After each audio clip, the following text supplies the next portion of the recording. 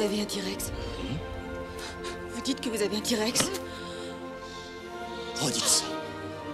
Oui, nous avons un T-Rex. Mais évidemment qu'il a un T-Rex.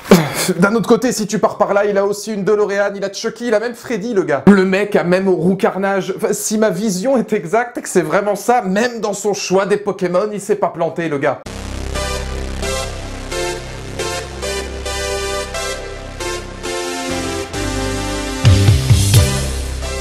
Vous le savez puisque vous regardez sûrement mes critiques, ou si vous le savez pas, vous allez vous en apercevoir très vite. J'ai toujours jugé mes critiques à l'affect, vraiment au ressenti, à l'émotion, que vraiment le cinéma en lui-même, l'essence du cinéma peut donner. Je suis pas le critique le plus technique, je suis peut-être même pas critique du tout, j'ai toujours essayé de faire une distinction entre une review, une analyse, enfin il y a énormément de choses possibles, mais vraiment mes avis sur des films qui sortent sont toujours...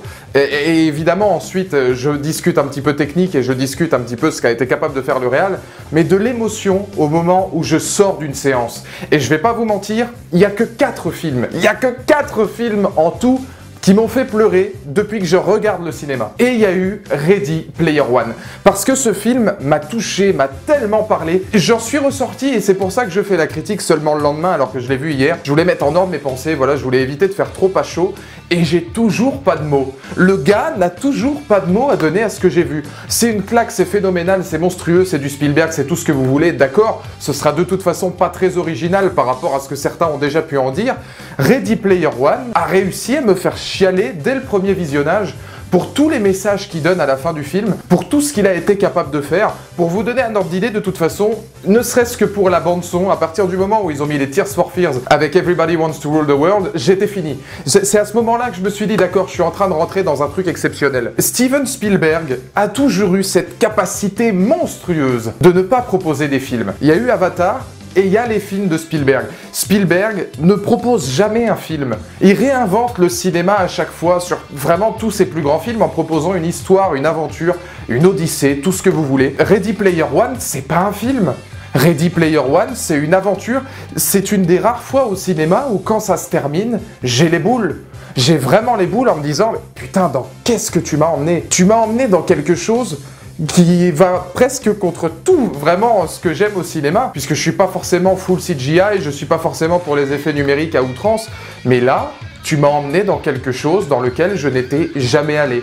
Tu as rendu une copie quasi parfaite, parce qu'il y a quelques défauts quand même, de ce respect incroyable que tu as pour l'univers geek, la pop culture, le jeu vidéo, que tu as de toute façon, Steven, toi-même un petit peu initié des années et des années auparavant. Tu fais partie de cette caste des grands réalisateurs qui te font voyager. Tu as personnifié un petit peu ce que ressentent les personnages vis-à-vis du spectateur. Dans le film, tous tes personnages voyagent, s'échappent, il y a vraiment une notion d'évasion dans cette oasis justement que le film Ready Player One a créé, et par ton film, tu as permis aux spectateurs de voyager à l'intérieur de ton film. Bravo, bravo, franchement, c'est de très loin une claque. Et une claque comme j'en avais pas eu depuis très longtemps. Bonjour à toutes et à tous, c'est Valou, bienvenue pour cette nouvelle critique, vous l'aurez compris, consacrée à Ready Player One, le dernier Steven Spielberg, Monsieur Steven Spielberg. Un film que j'attendais pas forcément, qui a commencé à me hyper au fur et à mesure, et alors, dont je suis pas ressorti indemne. Oui, j'ai chialé à la fin du film pour tous les messages que ça prône, c'est des messages purement personnels. Un avis, de toute façon, une critique est forcément subjective, même si tu essaies éventuellement d'apporter une certaine objectivité en voyant quelques défauts, le film en a évidemment. Mais il a en plus réussi à me toucher, et je pense à un moment où j'avais besoin de ce film-là. Dans ma culture cinématographique, voire même dans mon ressenti, dans mes émotions, voire dans ma manière de vivre actuellement, j'avais besoin de ce film-là. C'est peut-être pour ça que je l'ai autant apprécié, et c'est peut-être pour ça que je donnerai une vision peut-être un petit peu différente des autres, parce que j'ai pas forcément grandi avec toutes les références qu'il donne dans le film, mais ce qui est très fort, c'est que Steven Spielberg réussit à parler à tout le monde. Parce qu'il y a évidemment tout un catalogue de références geeks, de pop culture, mais qui sont jamais données au hasard et qui peuvent parler à tout le monde. Spielberg réussit pour moi ce pari exceptionnel d'avoir plusieurs messages dans son film. Le message pour tous les gens, voilà, de la culture Spielberg à l'ancienne, un retour à l'enfance, et pour toute ma génération à moi, et pour toute la génération un petit peu des gens qui ont à peu près le même âge que les personnages principaux du film, c'est un film qui m'a fait comprendre qu'il fallait pas avoir peur, moi qui ai très peur justement de l'âge adulte et qui le recale un petit peu encore et encore. C'est aussi pour ça que j'ai été à ce point touché. J'ai vu dans ce film-là un passage à l'âge adulte pour tous ces personnages-là, et pour tous les adultes, pour toutes les grandes personnes, un retour en enfance. Ne grandissez pas. Il y a vraiment cet aspect Spielberg, je trouve, un petit peu comme Hook, la revanche du Capitaine Crochet, alors qu'il n'avait pas été un des films les plus estimés, injustement d'ailleurs je trouve, de Steven Spielberg. Dans les enfants qui jouent dans Ready Player One, tu vois énormément les enfants perdus justement de l'île de Peter Pan. On retrouve un petit peu des aventuriers de l'âge perdu aussi, enfin c'est le maître de l'aventure. Steven Spielberg, il a réussi à donner ses lettres de noblesse au cinéma d'aventure, à tel point qu'aujourd'hui, oui, tu ne rentres plus dans un film, quand il fait les choses proprement, tu rentres dans une histoire que Indiana Jones réussissait à faire, que Jurassic Park réussissait à faire, qu'énormément de films à la Spielberg ont réussi à faire, et Spielberg d'ailleurs a aujourd'hui énormément de gens qui sont un petit peu ses héritiers dans le monde du cinéma actuel, et même dans l'utilisation musicale de Alan Silvestri. Alors c'est que la 3e fois que Steven Spielberg, je crois, n'est pas justement accompagné par John Williams à la musique,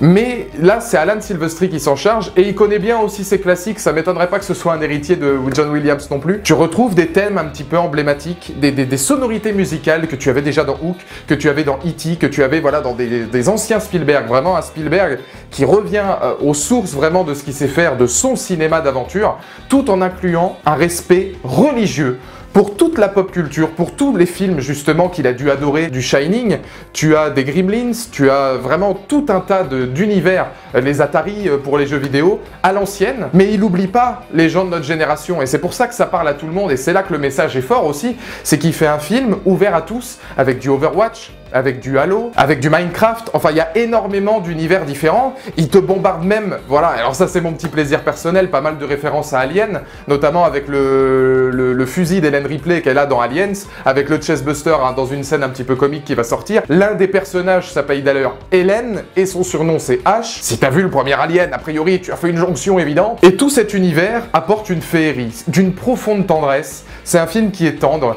même dans l'utilisation des méchants. Là aussi, pourquoi je compare beaucoup à Hook, c'est parce que pour moi, le Capitaine Crochet, l'air de rien, avait beaucoup d'humour malgré lui, avec son duo avec Mouche. Et là, le méchant principal du film, Nolan Sorrento, j'ai vraiment l'impression qu'il apporte un petit peu ce côté humour décalé, puisqu'on va se moquer du personnage référence, donc du méchant principal du film, en même temps que son second va se moquer de lui, puisque lui aussi, il fait partie d'un duo, justement, avec un chasseur de primes de l'Oasis. Et il y a vraiment, je trouve, cet aspect du cinéma d'aventure, où tu rentrais dedans de manière authentique. Tu étais vraiment à l'intérieur du film, tu rentrais dans l'histoire, tu en ressortais, tu étais plus le même.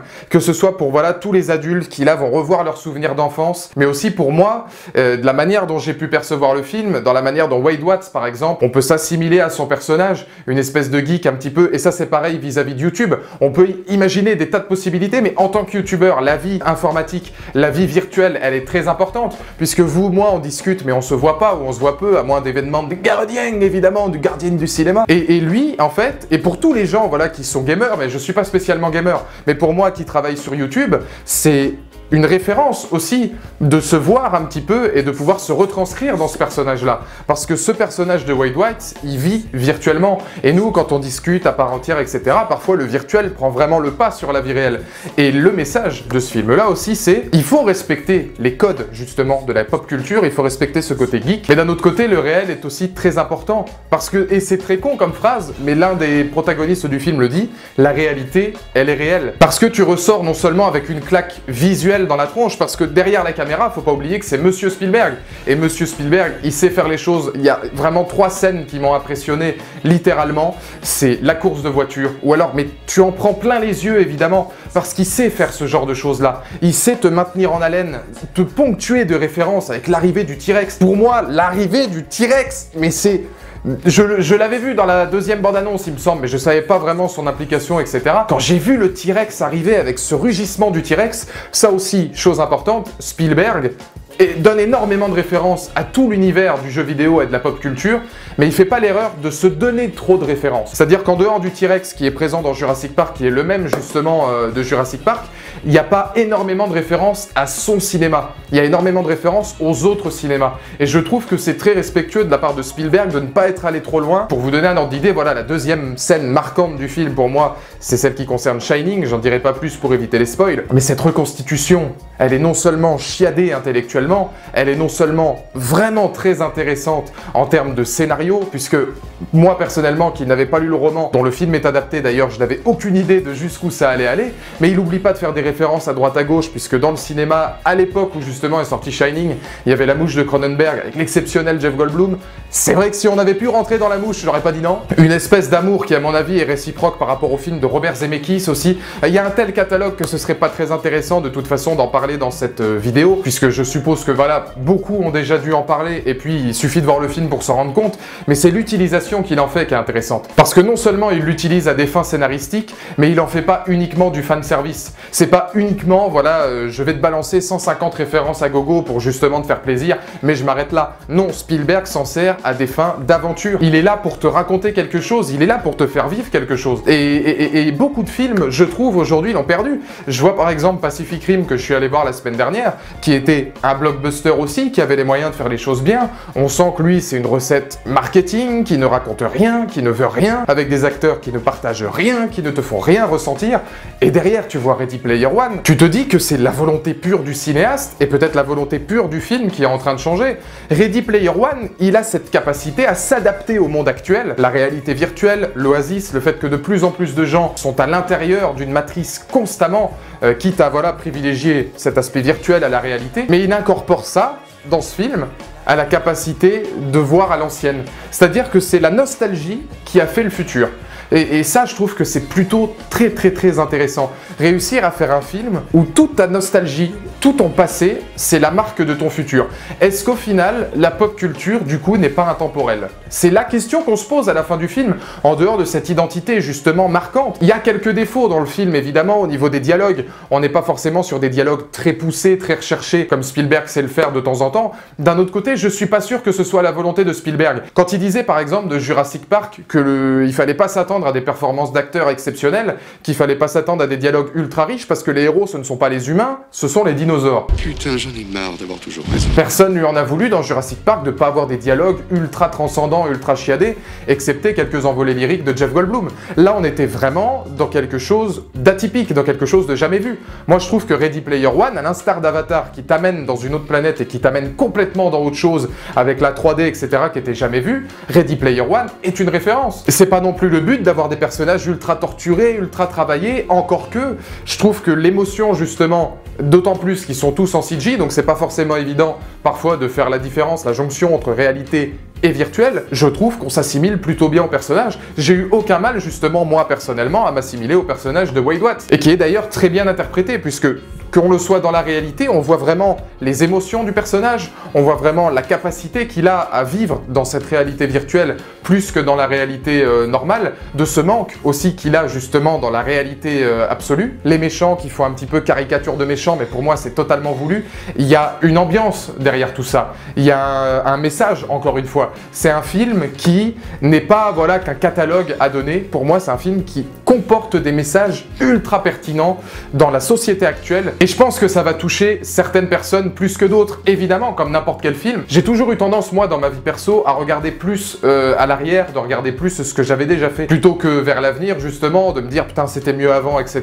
Ce film-là a la capacité de te faire comprendre que, certes, c'était bien avant, mais que ça peut continuer maintenant, et que c'est juste un travail de mémoire. En fait, ça tient juste au spectateur de continuer à faire vivre ces souvenirs-là, de continuer à faire vivre cette pop culture, de continuer à faire vivre les films, les anciens jeux vidéo, tout ce qui fait de Ready Player One une réussite. Mais alors, en termes de référence, on n'a pas que du cinéma et des jeux vidéo, on va avoir aussi tout un panel vis-à-vis des comics, puisqu'on va retrouver dans le film Harley Quinn, et puis même Wade Watts en règle générale, qui lui a un acronyme, on l'apprend, c'était justement par rapport aux super-héros Marvel, dont les prénoms, justement, faisaient Peter Parker, Sue Storm, J. Jonah Jameson, Bruce Banner, et là on a Wade Watts. Donc il y a pas mal de références qui englobent quand même énormément de sujets. Je saurais vraiment pas avoir d'autres mots, on pourrait en discuter pendant des heures de ce Ready Player One, parce que sincèrement, c'est un grand film et je vais me reprendre tout de suite, c'est une grande aventure. Il faut vraiment que vous fonciez voir ce film. Allez voir Ready Player One pour tous ceux qui ont grandi avec l'univers des jeux vidéo, pour tous ceux qui ont grandi avec le cinéma, pour tous ceux qui voilà, voudraient vraiment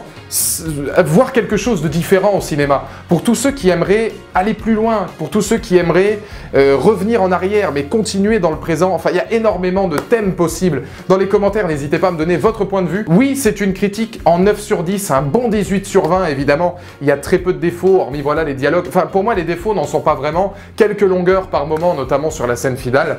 Mais sinon, tu es dans quelque chose de Spielbergien. Tu es pas dans un film, tu es vraiment dans une odyssée. Merci, monsieur Spielberg.